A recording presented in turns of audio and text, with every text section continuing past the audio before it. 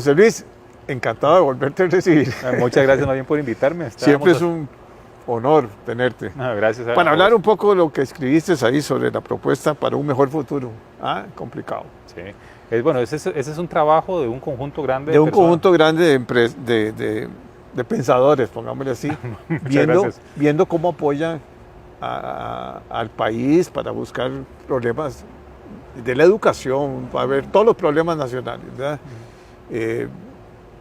Yo creo que la academia es muy rigurosa y es muy importante. Es algo que siempre se ha respetado mucho y siempre han habido gente de primer orden intelectual y son gente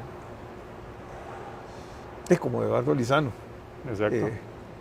Para darte un ejemplo, digamos, ha sido el mentor de muchos de ustedes, ¿verdad? Así es. No, y yo creo que estamos pasando un momento en que requerimos pensar. Sí, claro. A veces pensamos que las situaciones, las coyunturas o los retos que hay de mediano y largo plazo requieren acción, pero la acción requiere un paso previo, ¿no? La visión, el análisis, y pensar y análisis. Cuando queremos, por ejemplo, construir cualquier cosa, y en política eso es especialmente cierto, cuando queremos construir cualquier cosa siempre nos imaginamos la cosa perfecta para poder crear un plan para llegarlo a la realidad y ejecutarlo lo mejor posible. Yo siento que muchas veces sabemos cuáles son los problemas, tenemos la urgencia de los problemas, pero nos falta la parte de pensar cómo alcanzarlo. Y eso es un problema, me parece, que es de políticos, de tomadores de decisiones de política pública, a veces de gente que está en el gobierno, pero también a veces es un problema de los grupos de interés empresariales, sindicales. Bueno, pero esa es la sociedad costarricense, esa es la democracia. Es que la democracia es eso, es el diálogo, es la apertura digamos, del presidente y de sus equipos de gobierno. Aquí, ¿cuántas cámaras hay aquí empresariales y hay sindicatos?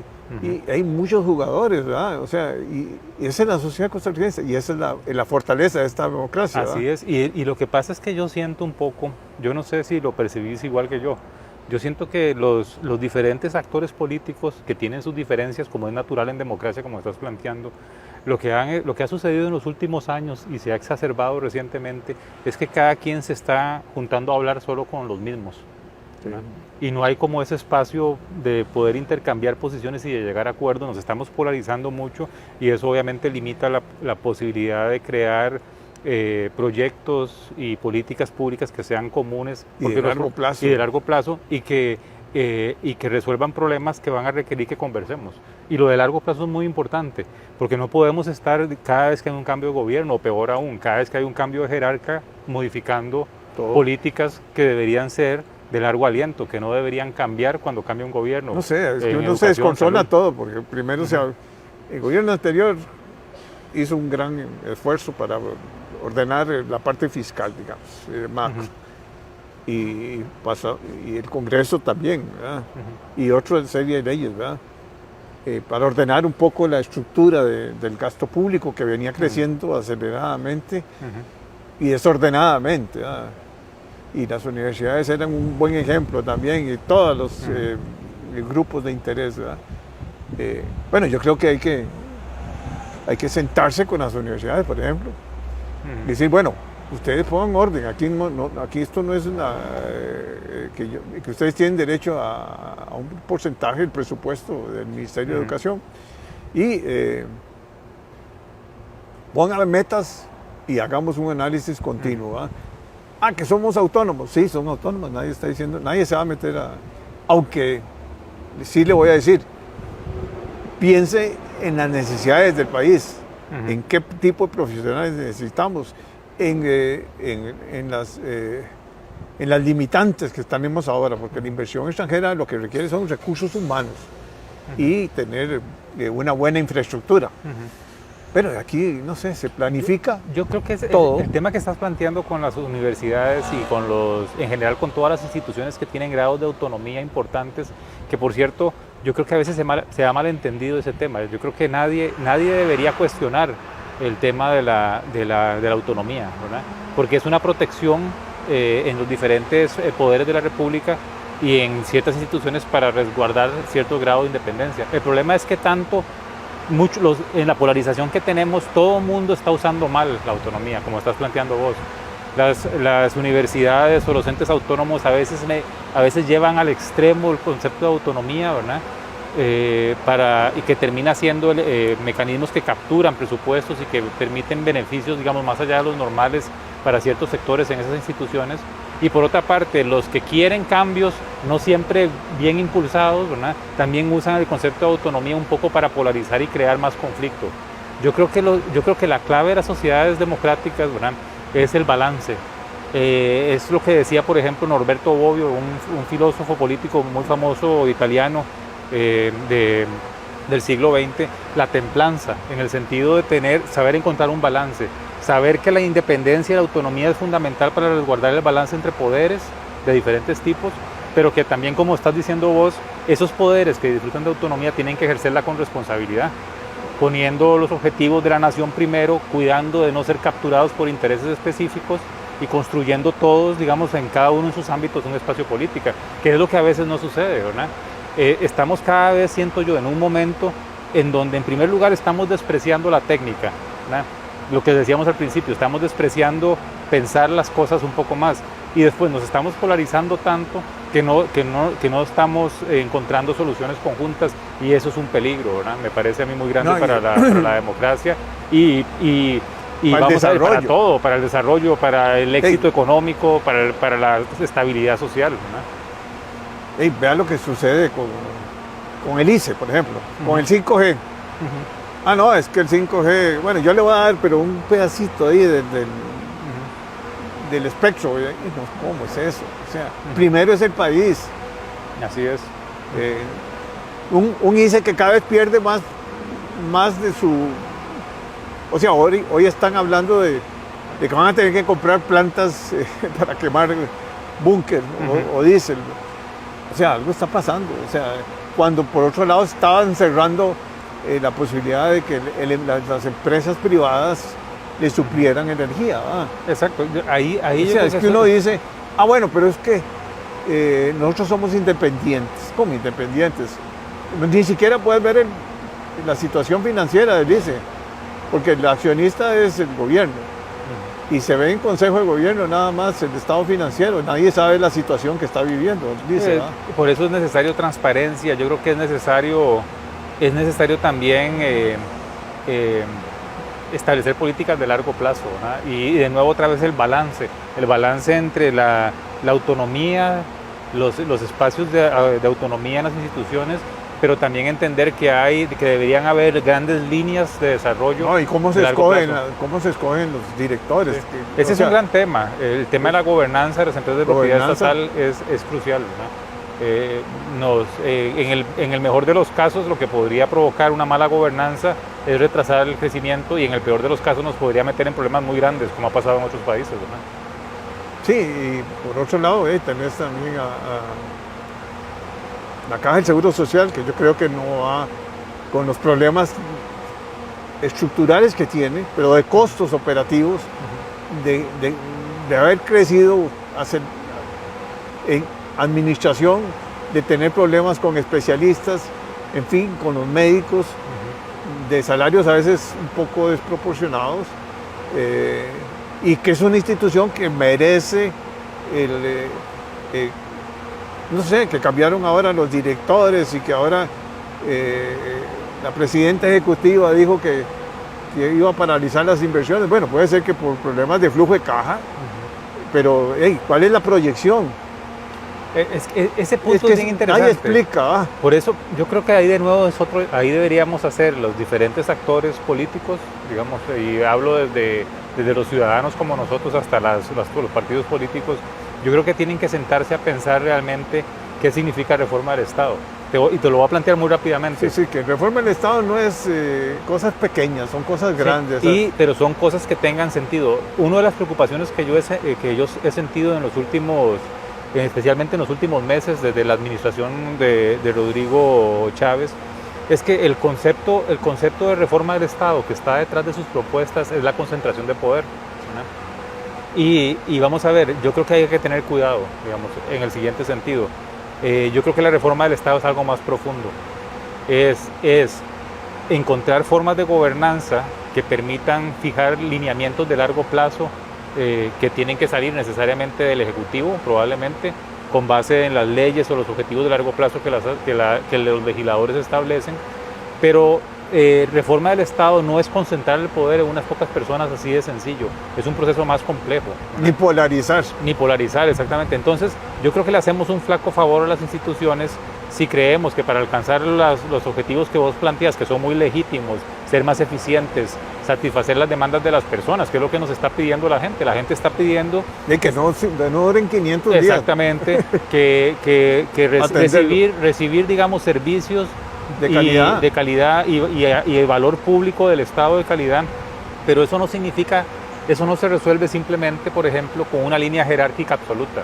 Eso requiere un poco más de pensamiento, requiere un poco más de estructura, requiere más una inteligencia distinta, requiere una inteligencia de poder saber dar incentivos y castigos, digamos, por decirlo de alguna manera, garrote y zanahoria en la estructura de gobernanza para poder encontrar, digamos, una salida.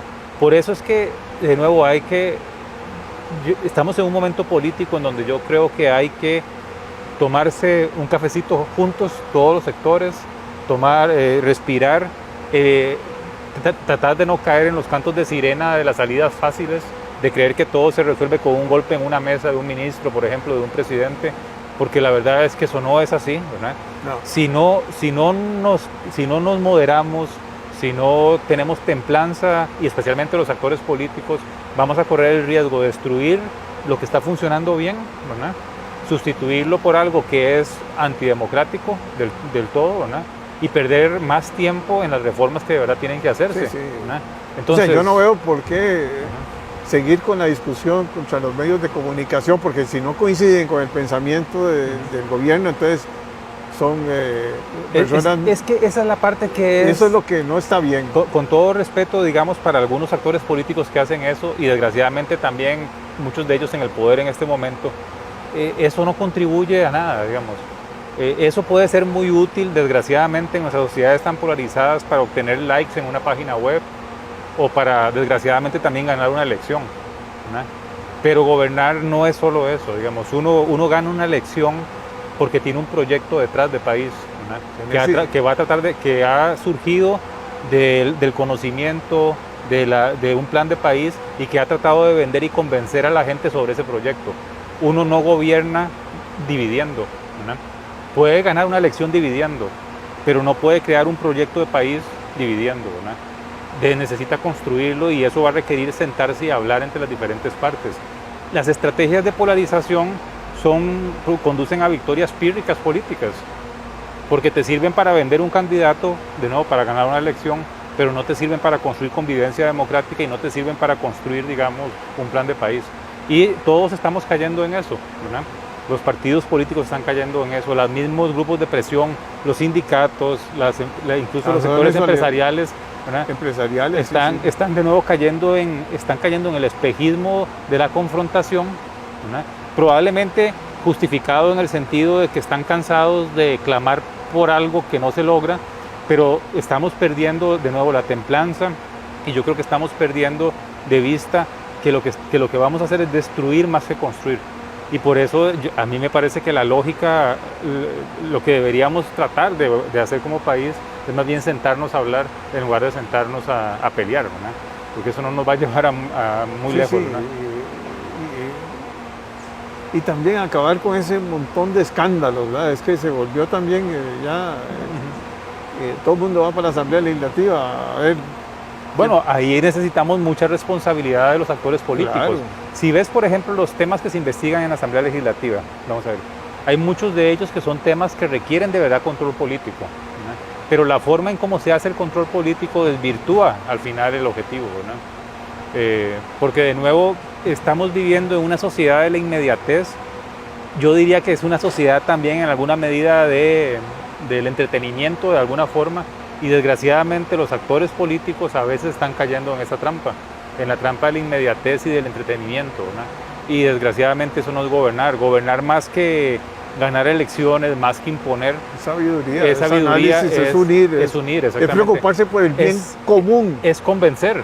Es convencerte, por ejemplo, a vos que puedes pensar distinto que yo en alguna materia, Sí, que podríamos encontrar una salida común, ¿verdad?, que beneficie a todos, ¿verdad? Y esa es la parte que yo creo que hace falta, ¿verdad? Tenemos personas calificadas en el sector público, tenemos, vos lo dijiste, centros de pensamiento de diferentes corrientes ideológicas que pueden ayudar. Y hay que respetar a todos. Y hay que respetar a todos. Y hay algunos van a coincidir, otros no van a coincidir totalmente, pero el que no coincide conmigo, lo respeto. Se respeta, exactamente. Y tomo algunas cosas buenas de él. Exactamente, ¿verdad? siempre, vamos a ver, ve la construcción de este país. La construcción de este país ha sido poner de acuerdo en mínimos comunes a diferentes grupos. Las grandes reformas en bienestar social se construyeron de una forma inédita en este país. Sí. Se hicieron poniendo de acuerdo a sectores, digamos, conservadores, al Partido Comunista, a la Iglesia Católica. Después, un vencedor de un conflicto armado, abrió las puertas. Abrió las puertas a progreso en otros ámbitos, pero no destruyó lo anterior. No. Y no lo destruyó porque era bueno mantenerlo y porque era realista también. Exactamente. Y porque era un hombre de pensamiento de largo plazo. Exactamente. Y con una capacidad de diálogo y de liderazgo poco Así es. Las sociedades que ven las cosas como suma cero, es decir, que si yo tengo algo es porque te lo he quitado a vos. De hecho, hay muchos estudios empíricos de esa materia. En realidad no construyen bienestar.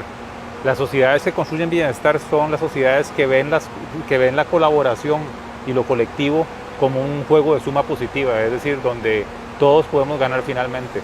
Y eso es, digamos, los tiempos que corren actualmente propician más la percepción de la suma cero, ¿verdad? El que si yo tengo algo es porque se lo he quitado a alguien, más que la suma positiva, y eso nos está pasando, me parece a mí, un costo político alto. No sé, a mí me preocupa cuando alguien dice en esto del proyecto de aprobación, que es casi reciente, que se aprobó para poder salir de la zona gris, que casi es negra. Casi negra, exactamente. Porque nos iba a afectar a todos, ¿verdad? Que esas personas le favorecimos, o sea que los que aprobaron eso favorecieron un grupo muy reducido de gente y hablan hasta de millones de personas, de millones de colones que cada uno se favoreció. Y hasta casi se atreven a decir quiénes, ¿verdad? O sea, eso de lo que está sucediendo con el Banco Central y la SUGEF y todos los otros bancos, esos conflictos no. O sea, Costa Rica necesita en este momento unirse. Estamos con problemas de seguridad serios. Exactamente. Y hay una pobreza preocupante y una desigualdad social fuerte, y la inflación y sobre todo la pandemia afectó. La educación es un desastre y hay que entenderlo así y hay que ponernos todos de acuerdo y todos trabajar juntos, ¿verdad? Porque ¿cómo vamos a hacer? Que entonces el Ministerio de Educación no ve con buenos ojos el que alguien llegue a acercarse a decirle cómo podemos colaborar. Y es que no hay mecanismos, pareciera. Pues los hay. Yo sí creo que los hay, ¿verdad? Pero lo que creo es que se han ido perdiendo justamente por la confrontación y por, ¿cómo podríamos llamarlo? Ese temor a los otros y después la sensación de que las personas se acercan para atacar, ¿verdad? Entonces... Pero ya, vamos a ver. Todos estamos metidos en el mismo barco. Todos pensamos en nuestros hijos, en nuestros nietos. Y bueno, queremos una nación en que podamos andar tranquilos en la calle, que tengamos una educación de primer orden. O sea, ¿cómo es posible que Rusia habían perdido 20 millones en una guerra y todos esos países que participaron en las guerras que fueron destruidos totalmente y se levantaron y la educación fue el centro de todo y la unión porque no había. Así es.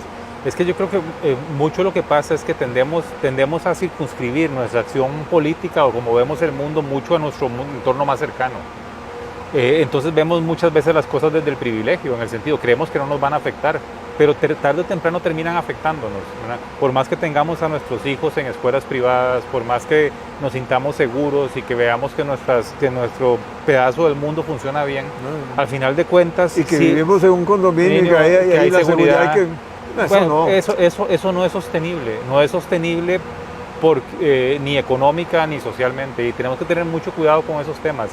El tema de la seguridad, una cosa que me llama la atención sobre el tema de seguridad que estás planteando, es que siento que la gente lo disocia de los elementos dinámicos de este país. Te lo planteo así. Estamos hablando mucho de una crisis de seguridad que sin duda la hay y se agrava porque no hay salidas comprensivas para resolverla, pero pocas veces nos ponemos a pensar que esto que está sucediendo es cuestión de tiempo probablemente muy corto para que empiece a afectar sectores dinámicos de la economía.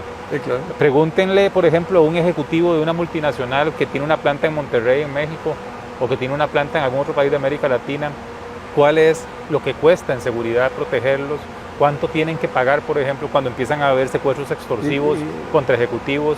Entonces, o si contra los propios hijos, o secuestros. Y no me malinterpretes, digamos, yo no digo que esa sea la razón para actuar. La razón para actuar es porque tenemos que estar los que vivimos aquí tranquilos, ¿verdad? Pero lo que pasa es que a veces creemos que las cosas no nos golpean, no nos afectan y pueden afectar lo que estamos haciendo bien. Entonces hace falta visión, hace falta capacidad de actuar rápidamente, hace falta planes, ¿verdad? Que es una cosa que no tenemos hace tiempos, ¿verdad? Los partidos políticos, los grupos políticos, hace tiempo no piensan, ¿verdad? Pienso yo, me da la sensación, no piensan en el sentido... Hace rato ya. En el sentido que lo hacían antes, ¿verdad? Sí, antes se traía y se hacían encerronas. Sí, así y es. Gente muy capaz había una dinámica de los partidos. Hoy los partidos son muchas veces maquinarias para nada más elecciones. Bueno, por ejemplo, ahora están más dinámicos porque hay elecciones de los ¿cómo se llama? De los gobiernos locales, ¿verdad? De los alcaldes y todo lo que tiene que ver con los gobiernos locales. Pero aún los gobiernos locales también tienen que jugar un poco con la comunidad, a conversar. Mire, la problemática que tenemos con las calles son esto y esto y esto. El problema de la educación que está ahí, hagamos una empresa de servicios públicos privados, de esas figuras que hay, y que sea el gobierno local el que se preocupe por la educación. Claro. No va a estar ahí en 90,000 personas que hay en el MEP dando instrucciones, ¿verdad? Porque no camina. No camina ni el Consejo Superior de Educación.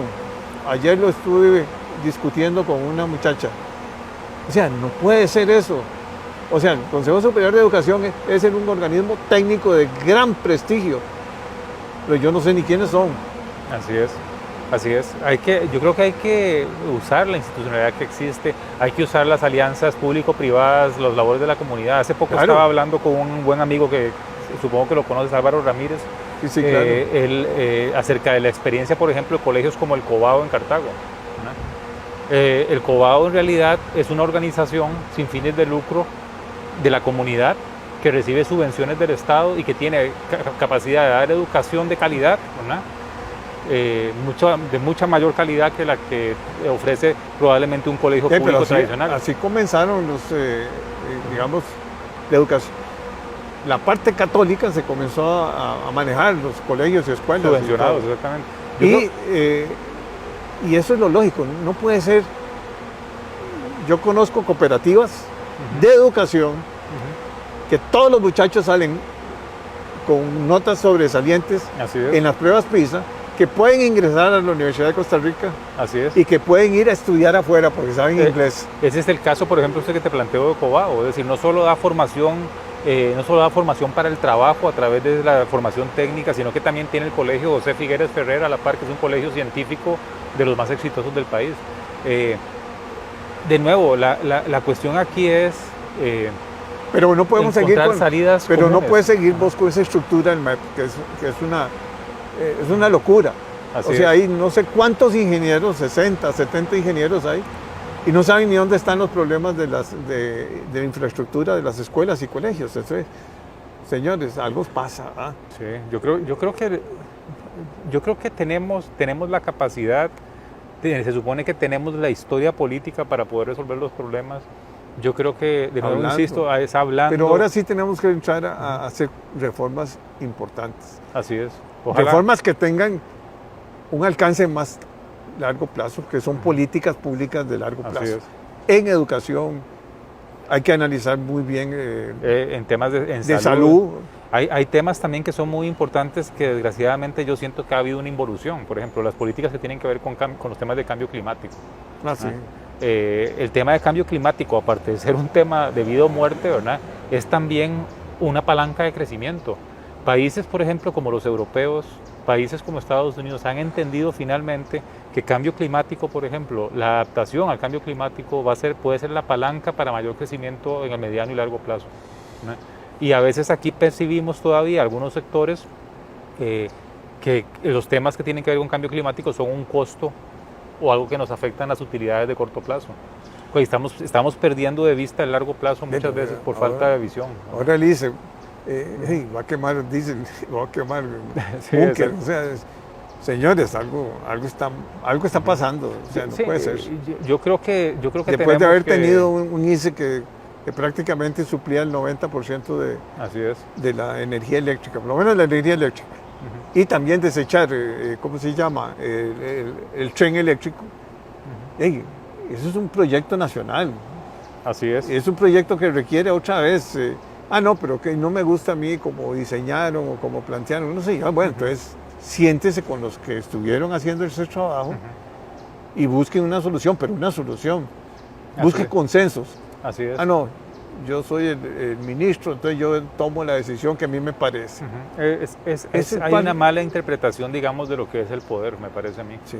De nuevo, insisto, el poder no es golpear una mesa, no es amenazar. El poder, digamos, real es convencer a la gente de los proyectos de largo plazo. Y eso, desgraciadamente... Y con un gran análisis técnico y no político. Así es. Aunque siempre hay que involucrar la parte política. No, por supuesto que hay que involucrarla, pero básicamente también hay que entender que hay cosas que trascienden quién está en el poder en el corto plazo y que requieren políticas y que son acuerdos además de largo plazo en los países, que uno no puede, digamos, cambiar o menospreciar en el corto plazo. Sí, pero no sé, me frustra un poco lo que está pasando. Yo también, digamos. Yo creo que tenemos que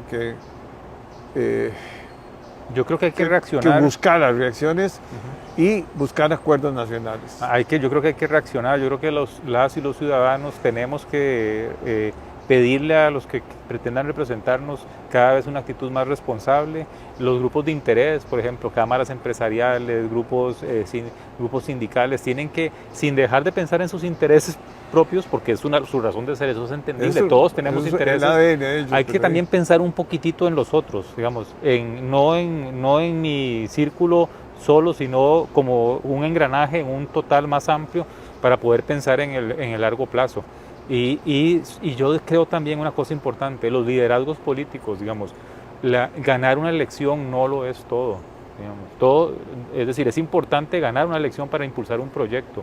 Sin un proyecto, aquí no se vale, me parece, el fin justifica los medios, digamos, maquiavélico, sí, sino que aquí lo que se requiere es una ética de participación política que ponga primero, digamos, los planes de largo plazo, ¿no?, y convencer a los electores antes que ganar simplemente elecciones, como si fuera que yo estoy vendiendo una gaseosa o un producto comercial, ¿no? Bueno, no hablamos de la propuesta para bueno, un mejor futuro, pero es esto. En realidad es esto. Es esto. El libro que amablemente la Academia Centroamericana nos invitó a colaborar a construir, básicamente lo que hace es analizar el Plan Nacional de Desarrollo y empezar a encontrar cosas que se podrían hacer mejor en el largo plazo, ¿no? Que indirectamente hablamos de esto, créeme. Pero con gran... Vamos a ver, yo creo que hay que tomar conciencia. Y eso involucra a los medios de comunicación también. O sea, por supuesto, todos los grandes fuerzas activas de una nación como la costarricense, que teníamos una gran... o sea que en otros tiempos eran muy distintos y que ahora los tiempos cambiaron. Pero ahora hay que preocuparse mucho de la parte social, sí. Pero también los que manejan hacienda pública tienen que preocuparse de mayor productividad y competitividad. Ahora acabo de estar con una persona que habla de inteligencia artificial. Es increíble lo que pueden hacer. Esa es la reforma. Sí, en cambio, está pensando en impuestos, nada más ponen inteligencia artificial a trabajar. Ese es un buen punto que estás planteando, digamos. Yo creo que a veces pasa, a veces nos concentramos mucho en un solo elemento de la realidad, ¿no? Y la verdad es que las políticas públicas en general es como un malabarista con un montón de bolitas al mismo tiempo, todas interconectadas, ¿no?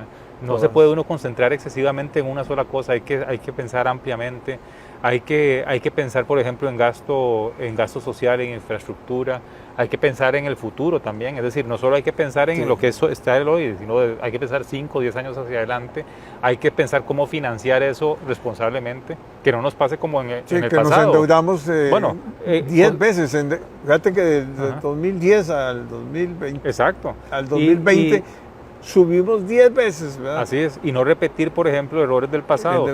Nosotros tenemos, Costa Rica tiene una característica bien interesante. Nos ponemos metas muy sublimes, muy buenas, ¿verdad? Como por ejemplo electrificar el país, un esquema de bienestar social muy amplio, educar a la mayor cantidad de personas posible, pero somos muy malos financiándolo, ¿no?